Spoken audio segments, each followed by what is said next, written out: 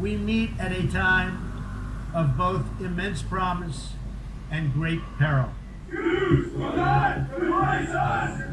Jews will not! Telling the United Nations that negotiations running for their lives, 3 attackers using that van.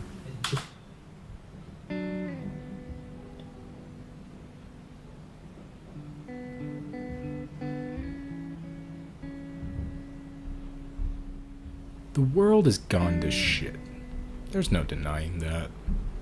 Impending war, wealth inequality, and worst of all, pollution.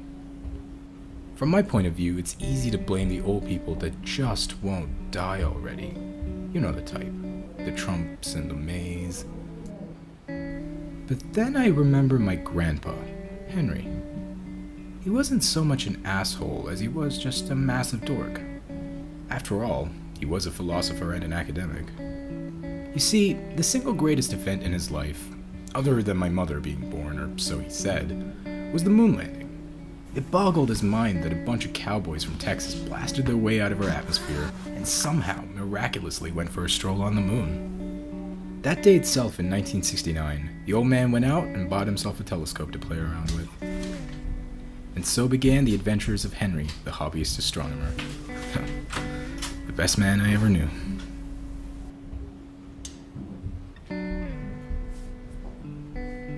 He would have hated this polluted sky.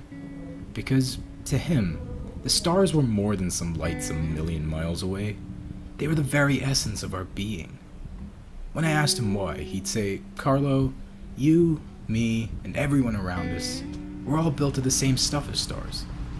So I guess that makes you pretty special." He truly believed in people, even when they didn't believe in themselves. And it wasn't until later I learned that belief came from his love for the stars and the universe.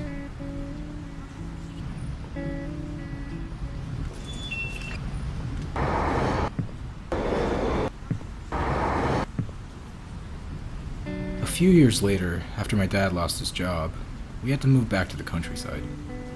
I remember my parents were so stressed and anxious. After all, they had to support our family, and I sure as hell didn't make things easy. One day, after a particularly awful argument with my mom and dad, Grandpa stepped in, and he offered to take me out to the woods on one of his monthly stargazing trips. I hated it at first, being forced to go, and I threw a massive fit, like any other teenage shit taken away from his internet.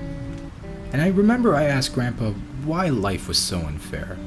Why I had to suffer the weight of the world because my parents were having a tough go of it. Grandpa just listened at first. Then, once I had run out of steam, he said, "Everybody's anxious, Carlo. That's just the way we are. We don't know what's coming next, so we cope any way we can. We all need to learn to love the universe for what it is, Carlo." Eventually, we pulled up to the woods, and Grandpa turned to me. The old man had a look in his eye, like he was hiding a secret he couldn't wait to spill. He said, "Carlo, get out of the car and look up." I couldn't believe what I was seeing.